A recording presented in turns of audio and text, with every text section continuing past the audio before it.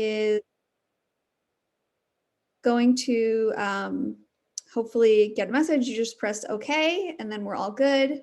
And without further ado, I'm going to hand this over to Carmen. Carmen, again, thanks for being here. Thanks to you, Marnie, and to Suzanne for inviting me.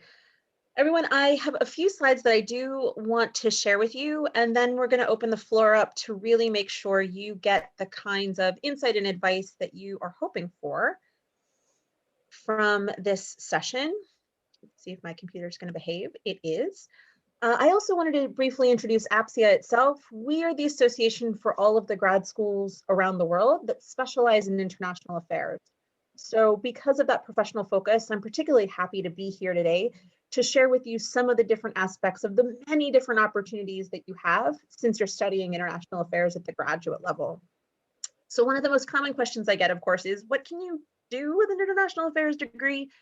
And the answer, of course, is so many different things. A lot of people think traditionally about the fields of diplomacy, defense, development, but really we know that international affairs touches so many different aspects of everyday life.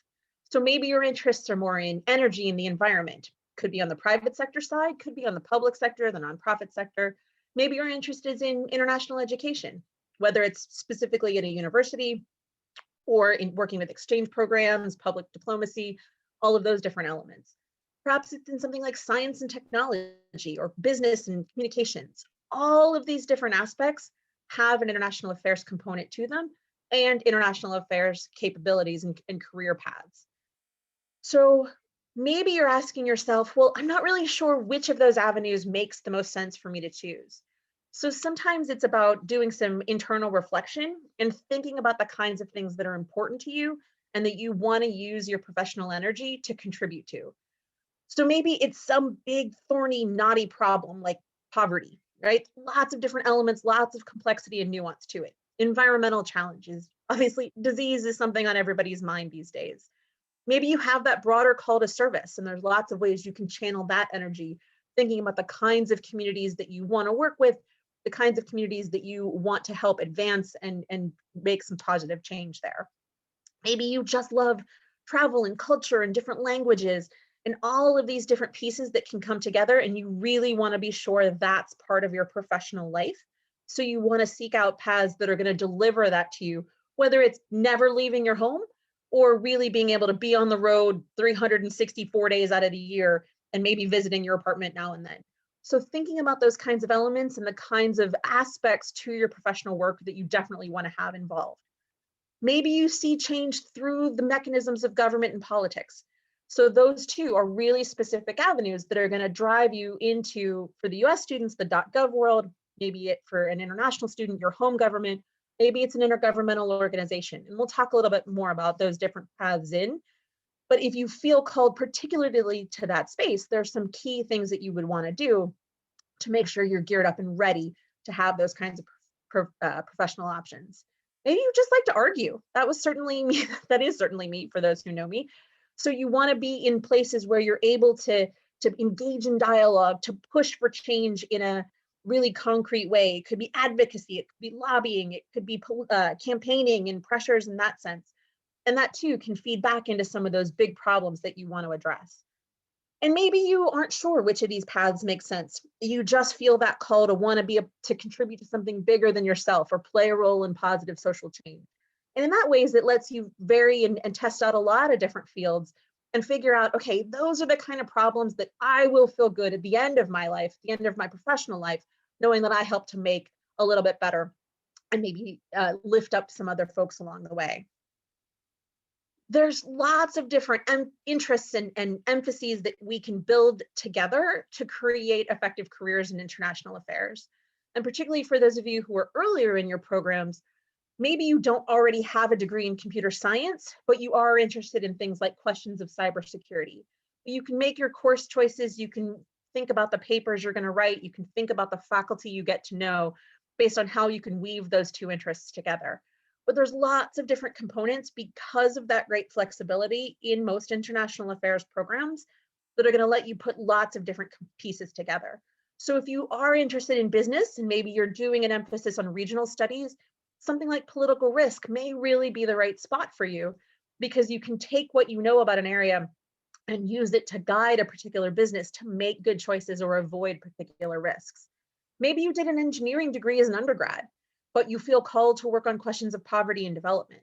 So how can you put that together? Well, you can go physically build stuff like they do in certain private sector firms. You can evaluate projects or help the World Bank figure out which dams to greenlight and which dams not to greenlight. So there's lots of ways to channel perhaps what you did as an undergrad, combine it with what you're able to do as a graduate student, and think about how all of those pieces come together. This, of course, is a very broad list, but when we get to the Q&A period, if you want to share more about your backgrounds with me, I'm happy to do what I can to try to put some of those pieces together and see what we can Tetris together about your future. So what do you need, regardless of whether you're interested in the public sector, the private sector, the nonprofit sector, the multilateral sector, in my opinion, to succeed? First, of course, is some professional experience, ideally in an international context. This doesn't necessarily have to mean just paid jobs. We're talking about internships. Sometimes maybe your research project that you're doing as part of your class, if you have a capstone project, things that expose you to the professional workplace, that help you build the skills to be comfortable in those workplaces, and then help you have a portfolio of work that you can bring forward as you try to compete for other opportunities. I would argue you also absolutely need to write well. If you know everything there is to know about a subject, but you cannot get it out on paper clearly and concisely, I'm not talking about that 60-page academic research paper, I'm talking like a page and a half at most that conveys everything you know, what you think someone should be able to do about it, and why. That's the kind of skill that I think everybody needs. So now is a great time to practice that. Maybe you take that 60-page paper and you turn it into a 10-line document or a page and a half document. You need to be comfortable speaking in front of lots of different groups of people. In my career, I have been lucky to talk to presidents and prime ministers and high school students. And high school students are way more terrifying than presidents and prime ministers, to be perfectly honest, but you have to be able to convey the same kind of information very comfortably in front of all of those different kinds of audiences. So if this is something that scares the hell out of you now, while you're a student, practice, get ready, get practice in this safer space so that when the time comes, you're ready to convey all that you know easily and comfortably in front of these lots of different kinds of audiences. I would argue you also need proficiency in more than one language. This is something that particularly the US students may not have had as much exposure to. If you have, great. Do what you can to keep up with your language skills, to continue to practice them. If this isn't something you've done yet, this is the time to maybe just get exposure to different languages, to start to learn about them and to work on your cross-cultural communication skills. But this is something that I think really helps candidates stand out, especially in the international affairs space. You're also going to need analytical skills. In some cases, that may be quantitative. Can you do the math? But even larger than just being able to operationalize the mathematics of it, can you look at a situation, see what works, see what doesn't, and recommend a pathway forward? So can you understand the data that someone else does? Can you understand the information that someone else provides to you, and then draw out from that larger conclusions? A common term that you'll see is monitoring, evaluation, and learning. I looked at a problem, I figured out what worked and didn't, and then I figured out how to fix the things that weren't working and how to apply the things that were working to a context beyond that. So really being able to unpack an issue is something I would argue is really critical and becoming a much more in-demand skill set. On the technical side, lots of the quantitative programs that I'm sure you are experiencing in the classroom, there may be other things like GIS or some of these other programs. If you have them, great. If you feel called in a particular direction, like defense, like development, those are going to be some skills you're going to need. But overall, it really is that analytical piece that's critical. I think also the ability to manage a project, to take an idea that lives in your head, to make it live in the real world, and then to marshal the human and the financial resources that you need to actually succeed. So this, again, doesn't just have to be through a job or an internship. Maybe it's a club that you run in graduate school. Maybe it's through your faith community. Maybe it's a volunteer project. Can you take an idea and turn it into a reality and bring people along the journey with you? That's a really important skill, particularly in terms of marshaling the financial resources. that a lot of people just simply don't have. So that's another great way to stand out in the professional space. And then of course, the network of people around you. It could be your classmates, it could be other Marks alum, it could be other alum from the university as a whole, other programs that you've been a part of. All of these people not only give you market intel, hey, there's a job, hey, there's an internship, oh, you really don't want to go there, those people are crazy, all of that kind of stuff, but it's also just a good support structure as you try to take decisions throughout your professional journey about what makes the most sense for you. So how do you get these things? We talked a little bit about this, but in terms of the experience, it could be an internship that you're able to secure. It could be your work study or your graduate fellowship and the kinds of opportunities you're able to access through those opportunities, rather than choosing maybe a research path. If research is not the way you want to go, maybe you can turn your graduate fellowship into a different kind of award. In terms of the exposure to writing and language and speaking comfortably in front of different audiences, there may still be time to secure a study abroad or a trip abroad if you still have a summer left in your program or after you finish. There's lots of fellowships, even for graduate students currently or just getting ready to graduate, that can give you some time overseas, can give you some work exposure to different opportunities. And I'm happy to share some of those at the end or during Q&A.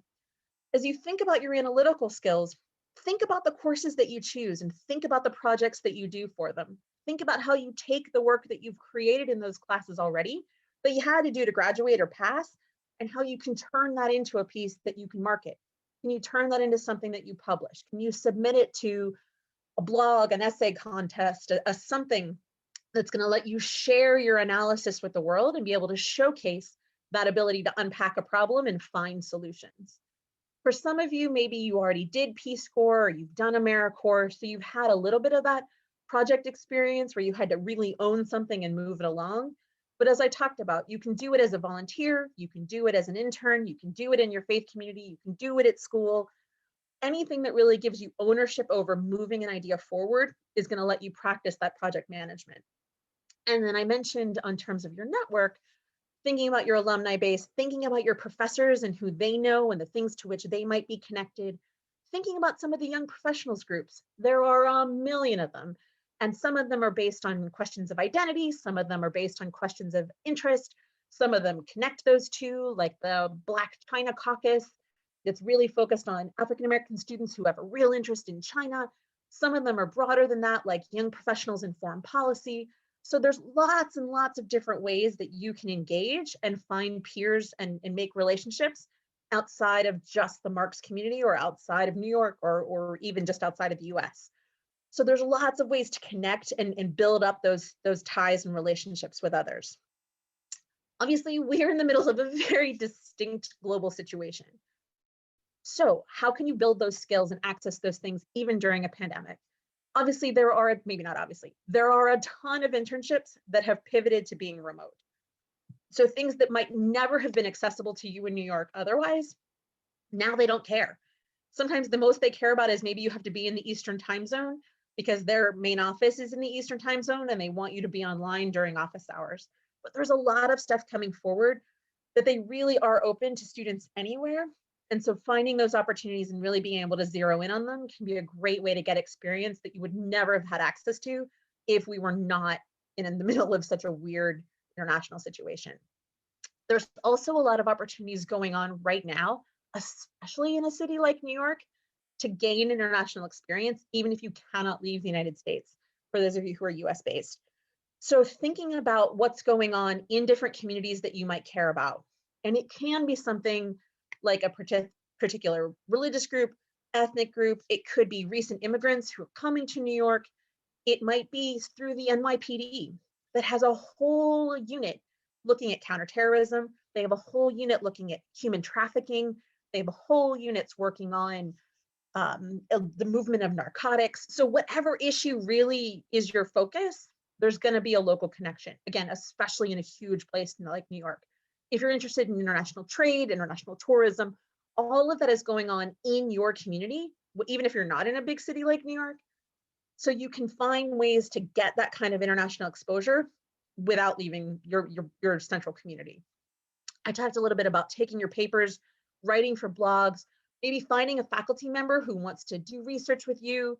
If you have the ability to do a capstone project, I'm not sure if that's part of your curriculum, choosing that path so you can practice that analytical skills, practice working with a client, all of those different kinds of things that are going to be part of your academics anyway, thinking about how you can use that to build some of those professional skills.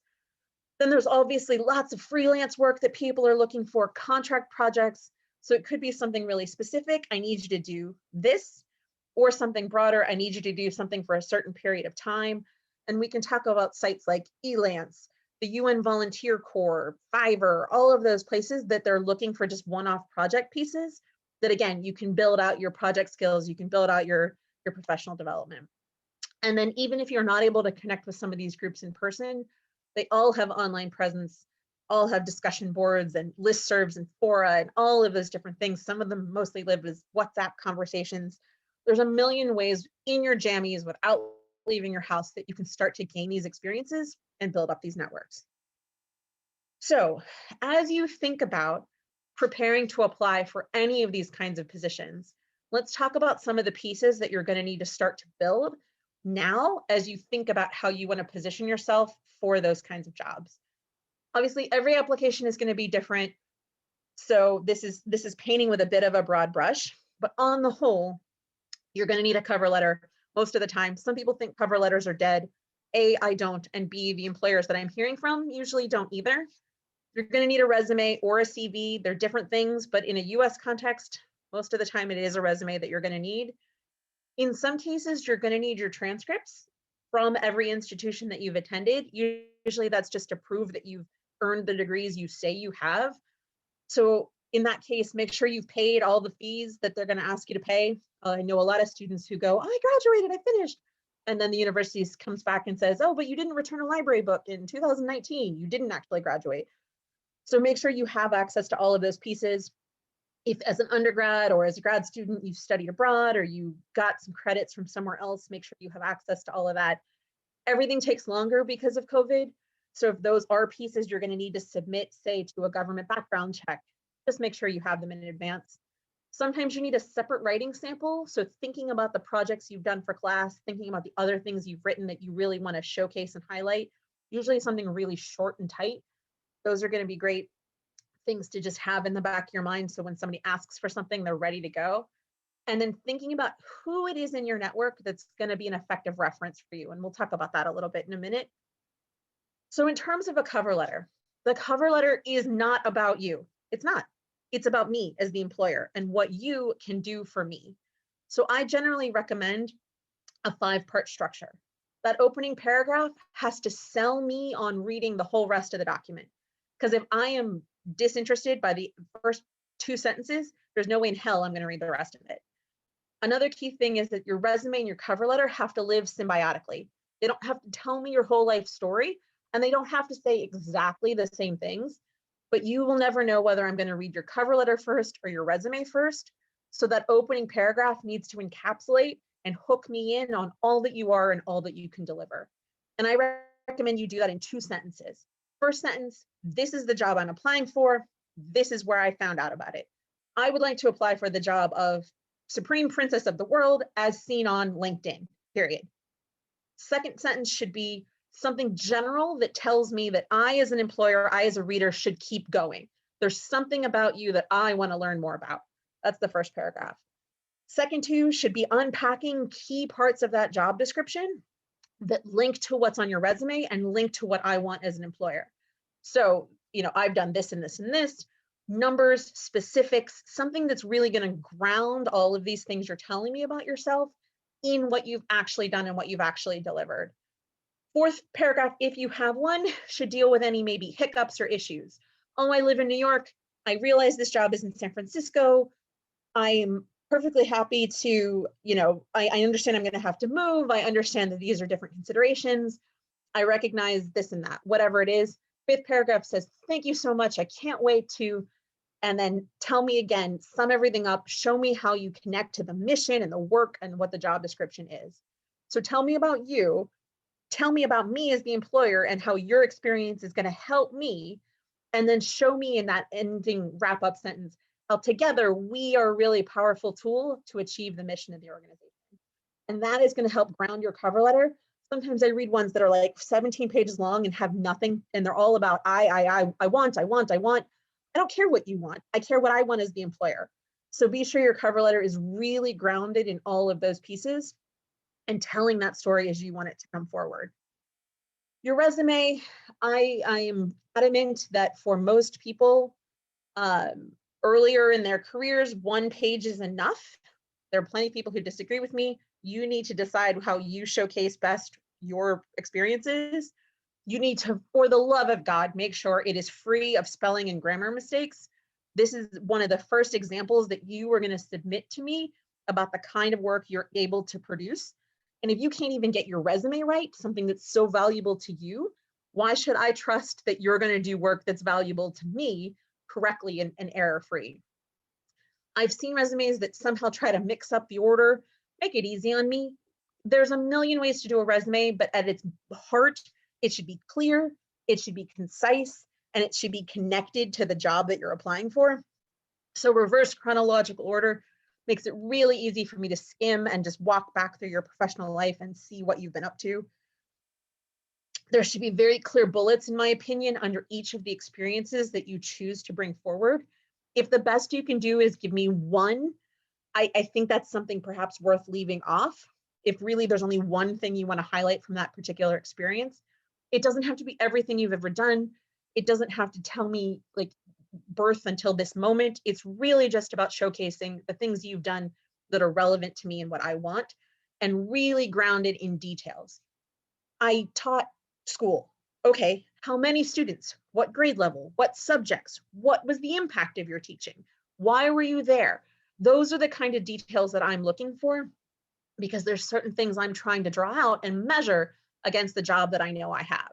So if you taught 67 first graders mathematics remotely due to the pandemic, that's great, because then I could hold that up and say, well, I only needed to teach 15 first graders in person, and I need to do reading and not math.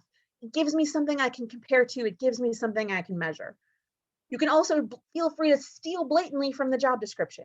If they say taught 67 teach 67 first graders remotely, and you did that, right, teach 67 first graders remotely. It makes it that clear parallel between what I want and what you can do. And that's really the point of the resume. The resume is not there to tell me your life story. It's there to entice me to want to talk to you in an interview and to learn more about you. Obviously, if you get that interview, be prepared, learn about the company, know the job description. If you can find out who your interviewer is going to be, find more about them, learn about them, see who else you know that might know them, stay in touch with them, look them up on LinkedIn. We can talk about LinkedIn if you all would find that useful. And like I said, because you've been building this network, you may have access to people to say, oh, you're going to interview with Carmen. She's like this and she loves that. And if, tell her, we know each other. Any of those kinds of things that help build a relationship and a rapport between the interviewer and you is going to just help build out and show those connections that you have to a particular job. In terms of letters of recommendation, think now about the faculty that you want to stay in touch with. Those, or if you don't have anybody you do, think about those that you want to build a relationship with, so that while you're still a student or after you graduate, you're going to be able to have someone who can speak to your academic capabilities. The same is going to be true on the professional side. For those of you who've had some internship experience or work experience previously, if it's been a while, be sure you find ways to re-warm up those relationships so that if you need them, they're there, they're up to date on you, they know who you are. Do not ask your family, please. I'm sure your grandmother loves you. That is not what I want to see in a professional letter of recommendation. Don't just go for the most famous and impressive person that you know, unless they can really speak in great detail. If you give me a letter of recommendation from the Pope, and the best they can say is, Marnie is nice, she did good stuff, that is fantastically unhelpful. I would much rather a letter from your supervisor at your retail job that can really talk to me about projects that you owned and good things that you've moved forward and results that you've had than some highfalutin name that can't really talk about you. Make sure they know when things are due, make sure they're prepared in case an employer calls. I often get employers who call me and say, hey, can you tell me about this student? And I go, sure. because I had no idea they were coming. I had no idea they were going to call. I didn't know what the job was related to. And that reflects poorly on the student and on you as the candidate, because you didn't brief me and I sound hesitant to celebrate you. So be sure your recommenders are prepared to really talk about you and to, again, connect you to what the job is. So that's all I wanted to share with you. And we can get into all the different questions that you have, but I did want to share some of the different events and links that are through the APSIA family. We have a lot of events, both APSIA related and our members. So if there's an issue that you're curious about, maybe one of our members is hosting an online session and you can go and you can talk to the speakers and you can connect virtually with all the other attendees. We do list a lot of fellowships and scholarships on our website for lots of different levels. So if you're looking to fund research or experience, you decide you want a PhD, all of those different kinds of criteria, there's a filterable directory there. If you want to learn more about the schools in the APSIA family, maybe you love school a lot and you think a PhD might be next, or you think, oh, I need a certificate in that, or you're just curious who lives in the APSIA network, all of those details are there. And then we have a whole career guide that unpacks different sectors, offers some tips and suggests some different employers. So that can also be a really good tool. And we're as active as we can be across a lot of different social media channels. I regularly pump out job internships, fellowships, alumni stories, lots of different opportunities. And for APSIA students, we often host webinars with employers. And when we're allowed, we post them on YouTube. So if you're curious about working for the Asian Development Bank or UNHCR, all of those recordings that we're able to share, that's where we post them. So you can find us there, and I will put in the chat as well the links to all of those pages. And you can also see my email address here. So if there's something you're not comfortable with or something we don't get to today, happy to find ways to follow up. I see a few things I think in the chat, which is great. And let me know, Marnie, would you like to manage Q&A or would you like me to just do it? Yeah, first of all, thank you, Carmen. I can definitely manage Q&A. So if folks have a question that they want to ask Carmen out loud, you can raise your hand or you can indicate in the chat and we can unmute you. Or if you would rather just put your question in the chat and I can read it to Carmen and she can answer, that is fine too. So this is time for all burning questions. I want to remind everyone this is a very low stakes environment and there's no judgment. And we are all learning about international careers here. So there are no dumb questions. Okay, so while we wait for people to get up their courage, Carmen, I do have a question for you, which is, let's say, we have some folks who are coming from undergrad and now they're in the MIA program and they're not really sure what they want to do next. Do you have any tips for them to find a way to focus their energies? Sure. I think there's a series of questions that I find useful to try to get at the hearts of the things that really light you up.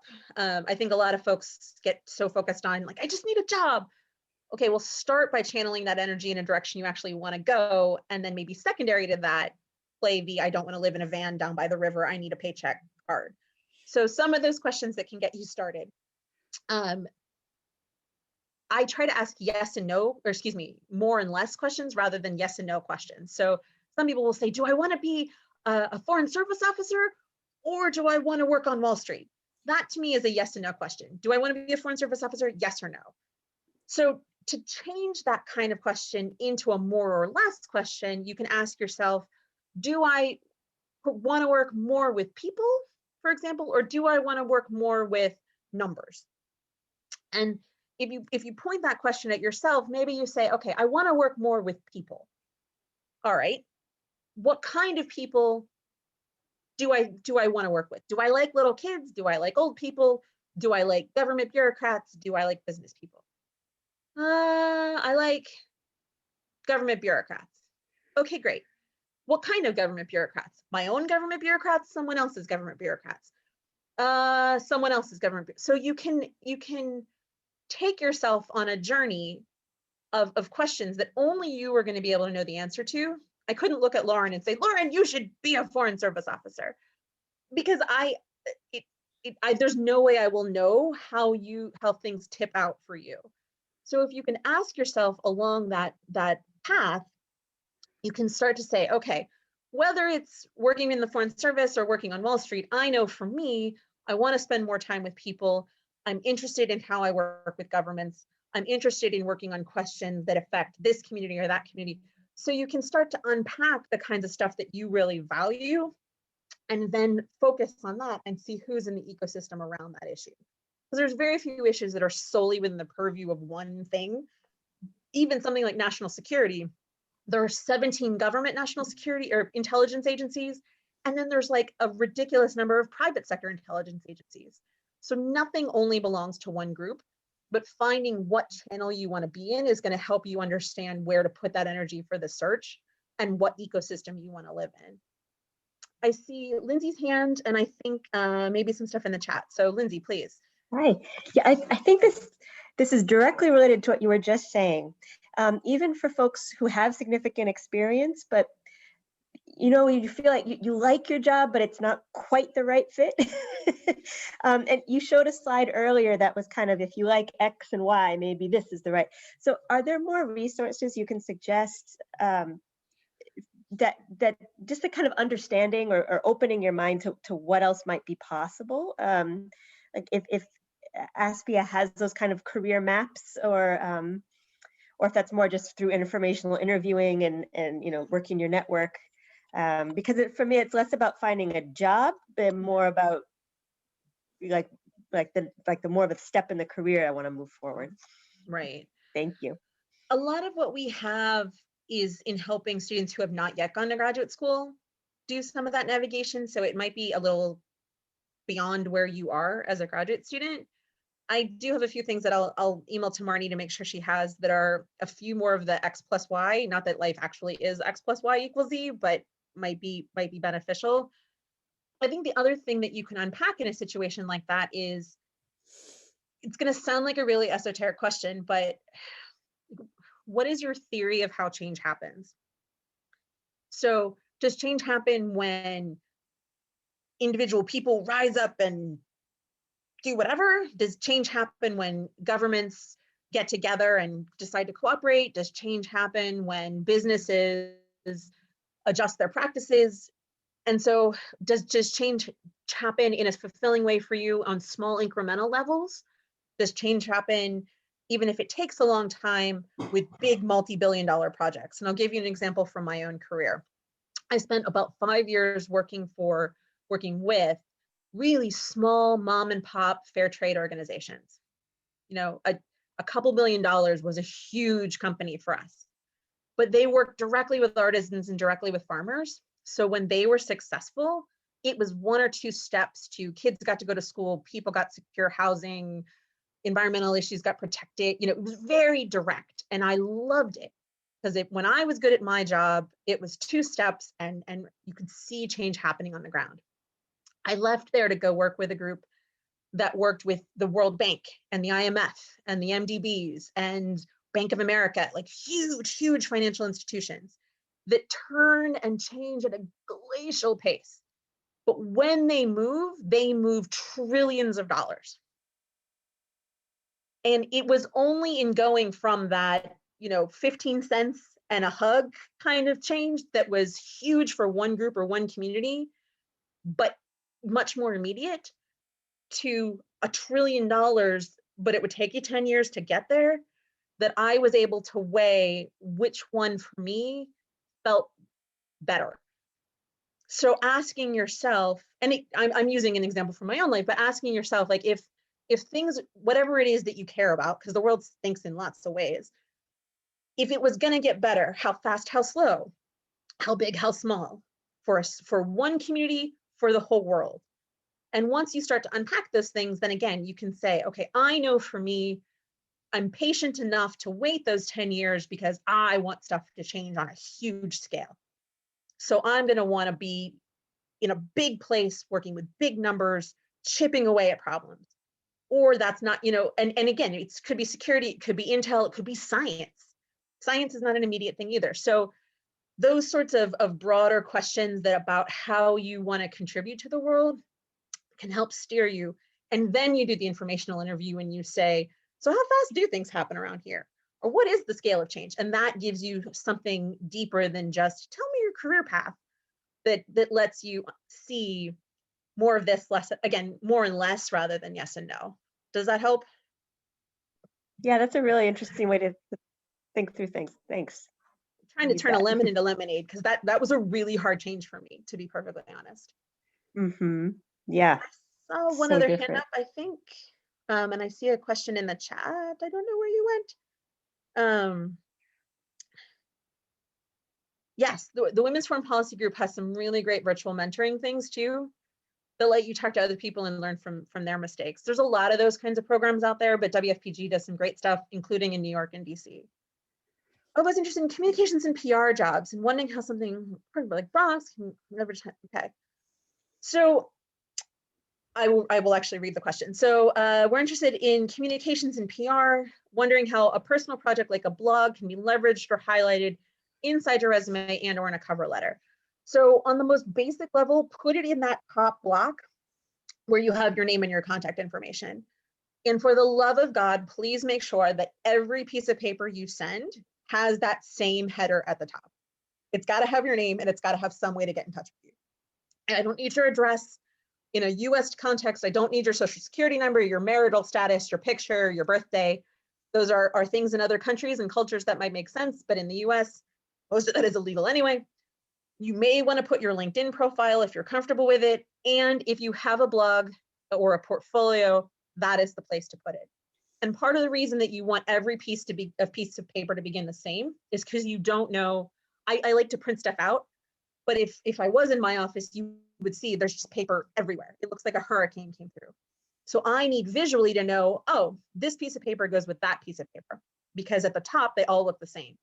You also, if someone is so moved by your cover letter that they want to talk to you right then, you don't want them to have to go back and try to find your resume that has your email address on it or 17 pieces of paper ago. You want it right then and there when they want it. You want them to know this piece of paper belongs to Marnie. And if I want her, this is her email address. This is her cell phone number or her phone number, right then and there, boom. So that is a great place to highlight your blog. I think it's also useful in your cover letter or in your resume to talk about maybe how you've gained traction, getting people to follow your blog, the kinds of topics you've written about, how you've used that as a vehicle to deliver on marketing and communicating, doing PR for yourself. So it becomes a project that you've managed, this idea that you had, I'm going to start a blog, and how you've delivered on all of those different skills. So it's a way, another way to show me and not just tell me I'm good at PR. Be careful, of course, in the public face that lives on your blog if you're going to put it on your resume.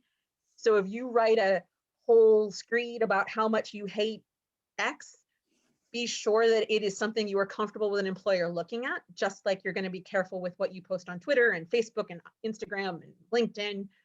So be sure that if this is a professional thing you're putting in the world, it lives as a professional thing and not just a place for you to rant about some terrible thing your partner did yesterday and didn't do the dishes or whatever. Make sure that it continues the narrative that you want it to continue.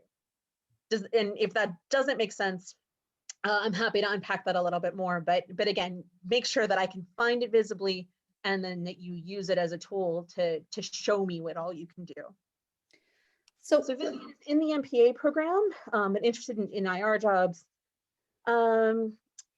She's concerned that her education is not going to prepare in the same way as an MIA, thinking about foreign service and trade and econ. How can you close the gap? So Vivian, there's sort of two different parts. A career in the foreign service is going to require a lot of flexibility. They have these 13 characteristics that they're looking for that are bigger and broader than specialized knowledge in something like trade or econ. So they want adaptability, teamwork, flexibility, some of the things that may have been possible in your MPA program. I don't know enough about your MPA program to really comment on that. So if you're thinking about taking the foreign service test, you're going to need some baseline knowledge to pass that test. And there's a diplomat in residence, for example, focused on several states, including, well, they're all over the country, but there's one specifically for different parts of the country. If you're in New York, there's one for New York, et cetera. They can give you some good advice. The State Department has lots of tips and tools about the kinds of questions you're going to experience on the FSOT. So if you're worried that an MPA didn't prepare you well enough to understand geography, that's going to be something. But if the Foreign Service is the way you feel called, think about prepping for the test. The second part of the test is going to be looking at more of those 13 characteristics. How well do you work with a team? How comfortable are you in front of different audiences? So in some ways, you don't need specialized knowledge for that. And in that case, your MPA has prepared you just as well as an MIA. So that if Foreign Service is the way you feel called, focus on the test and passing the test, both the interpersonal elements and then the structural elements. I've not taken the FSOT. There used to be geography questions. There used to be some context questions in that sense that maybe your MPA didn't prep you for. But those are going to be the key things. When you get to the second part of the test, also being able to talk about why trade, why econ, what it is about what you can contribute in those spaces is going to be really beneficial. You know, why don't you want to go pull mill? Why don't you want to go PD? Why don't you want to go consular? What is it about that space that's appealing to you? And what can you bring to advance that? So the Foreign Service is a more distinct career path because it has those tests to kind of teach to in a way that if you were looking at another career, it would be, I'd have a really different answer for you. Cool. So Carmen, I got a few questions via direct message from Mark. Question, any particular advice for a mid-career professional and those pivoting from the private sector to government agency jobs? And if you wanted to talk about kind of career transition in general as well, feel free. Sure. So there's a lot the government agencies will value about your private sector experience, knowing, Mark, that I know nothing about you or where you've been in the private sector. So I think the key is translating literally and figuratively what you did in the private sector into the way that government talks about deliverables. And the Partnership for Public Service has some pretty helpful tools in terms of building, and I'll put their name in the chat. Partnership for Public Service. Wow, I can't type today. So thinking about what you did in the private sector and how the government uses that term. So both are going to talk about clients, both are going to talk about customer service, but one is maybe more going to be focused on like knowledge impact management, accessor indicators, and something else. You know, there's going to be parallels, but they're going to talk about them in different ways. So thinking about how what you did then makes sense in a government context. It might also be thinking about the agencies that either operate in a more innovative business mindset or the ones that work most closely with businesses that are going to really value that kind of experience. So if you're interested in development, maybe the Millennium Challenge Corporation makes more sense for you than USAID because MCC positions itself, and you'll find this in places like their About Us statements if you're not sure which agencies kind of operate that way. MCC envisions itself more businessy and savvy and working more with the private sector than AID does. Maybe it's a place like OPIC where you're doing insurance providing and some of that political risk analysis compared to the Bureau, the Department of the Interior, that's going to still be like managing projects and stuff, but is not going to be quite that business focused. So some of it's in how you present what you've already done, and some of it's which agencies you go after that are going to really see that connection to the private sector. And I'm happy to talk more about that or to hear more about you at now or another time to see if I can better tailor that answer. But those are just two pieces of advice. Great, thanks, Carmen. Okay, we've got a question from Lauren. What advice would you give for when you're applying for a job with which your prior experiences may not exactly line up? Why are you applying for that job? I think it's it's along the lines of the career transition job, like the Oh, career okay. transition question, where it's people are interested in applying for a role. They maybe don't have much professional experience, or maybe their professional experience. You know, you did speak about like even like a retail manager can speak to the different your different skills and things like that. So would the answer in this case, and don't let me put words in your mouth, be do an internship or do some volunteering or get some more relevant experience? And I think anything can be relevant if you show me how.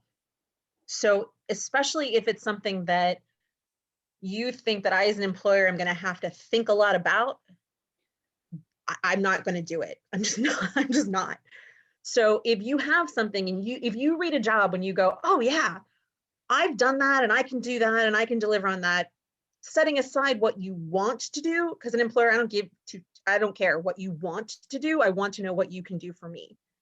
So if you had experience that I may not inherently see as relevant, but you see as relevant and you know prepares you for what I want you to do, you have to make those ties for me. So a retail job is a great example. If you have worked primarily in retail and you want to pivot into national security and intelligence, there's actually a ton of transferable skills. But you as the candidate have to take me as the employer on the journey, because I'm not going to invest the effort and the time in you to do that on my own. I probably have 600 other resumes that have already done that for me. And if you're too much work, I'm looking for reasons to delete you, and that's a pretty good one. So if you have done retail experience work and you can show me on the Intel side, customer service, responsiveness, attention to detail, the ability to be trusted with things that are precious to someone like money or humans, the ability to manage other people, the ability to deal with the pressure of situations like a really ticked off customer who didn't get their latte right, or didn't find pants that fit them correctly. Those may all be great examples that you can hold up to me in the Intel sector, and the Intel sector is going to say, oh yeah, that happens to us all the time. We're directly customer focused. Our customer just happens to be the White House. We absolutely deal with sensitive, delicate information. We definitely have cranky customers who want things instantly the way that they want them. So they're going to see those parallels, but only if you build those bridges for them.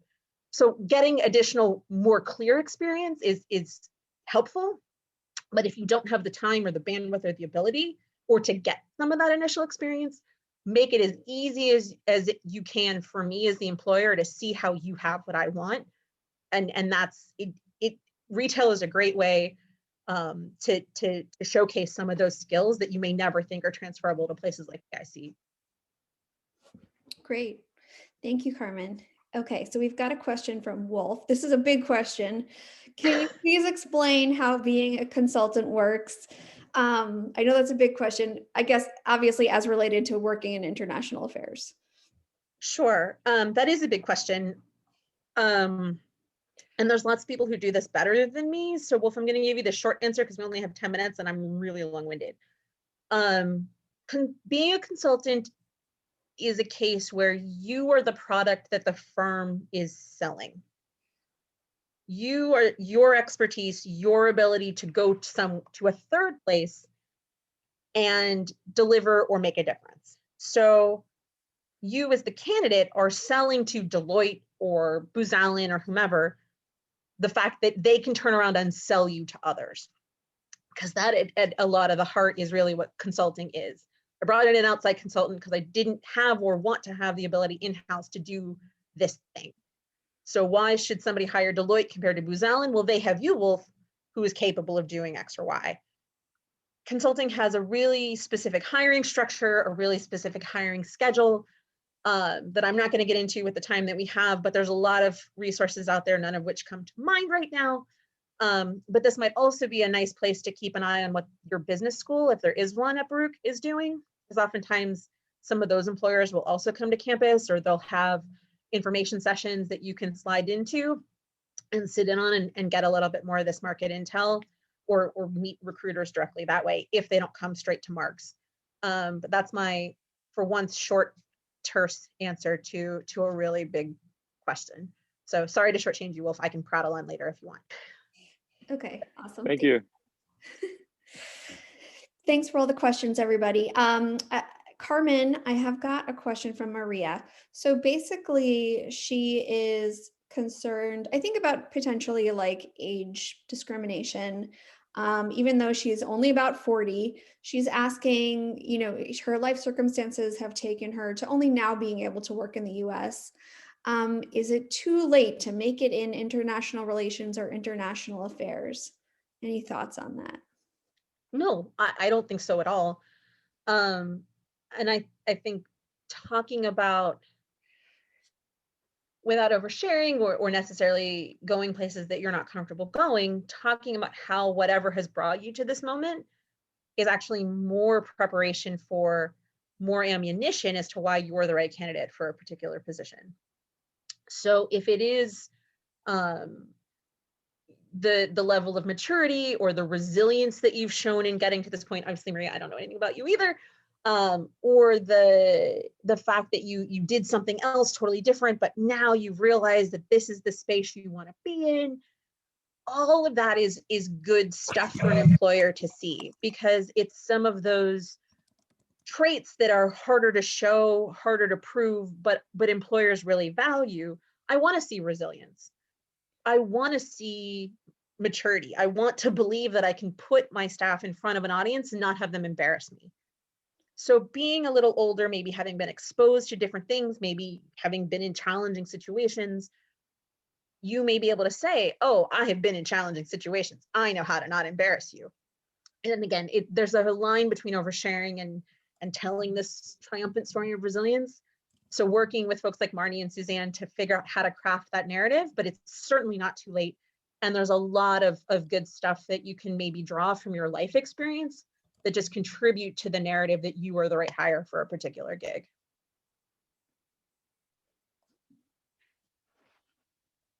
Great.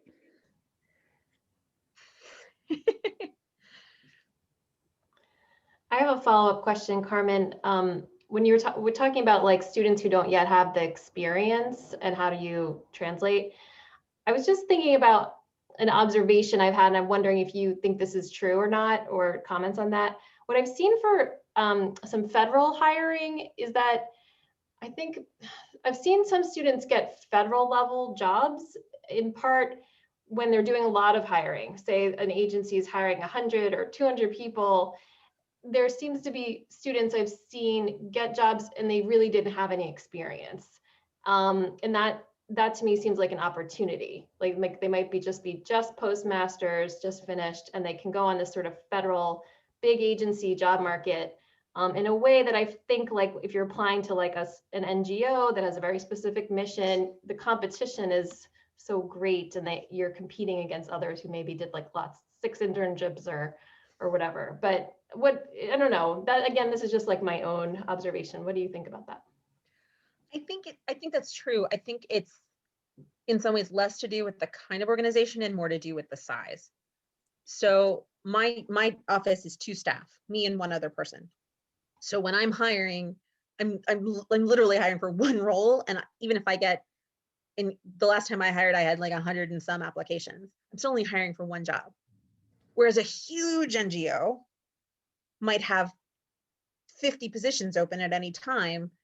And so even if they get 1,000 applications, they're still hiring for 50 people.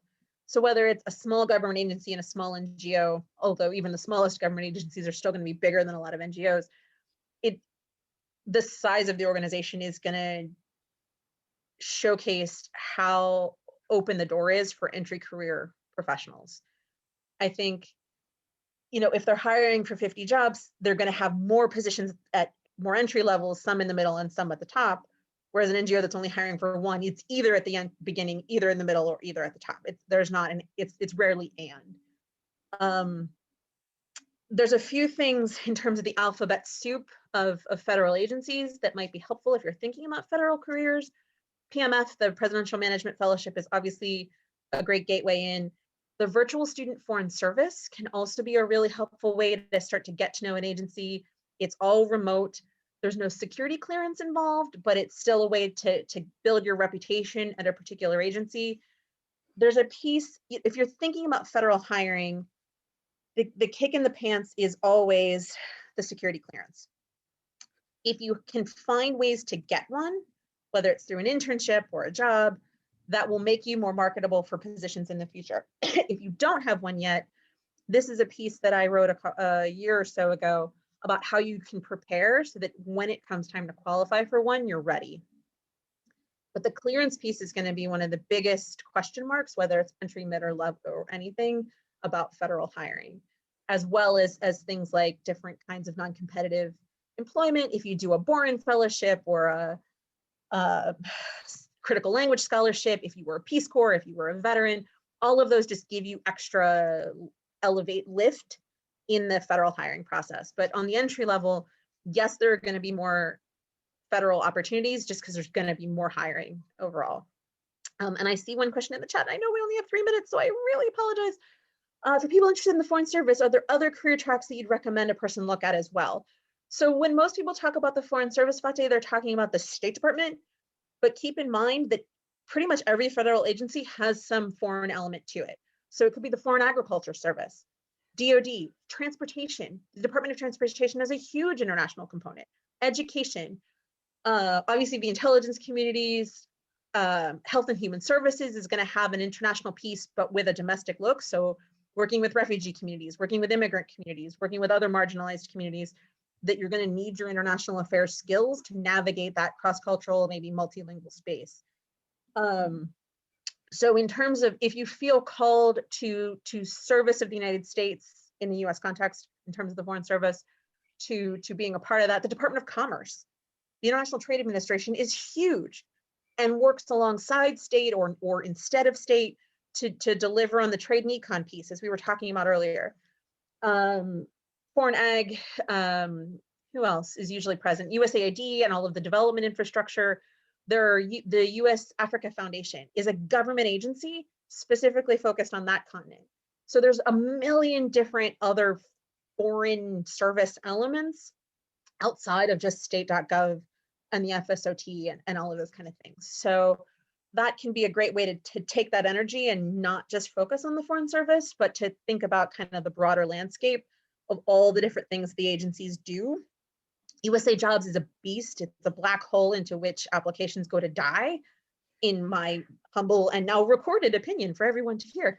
And so really thinking about and using the tools that exist from partners like the Partnership for Public Service and your career office to think about how you position yourself and navigate that space is going to be really critical no matter which agency you really have a call to, but there's lots of ways to do international affairs and foreign service outside of state.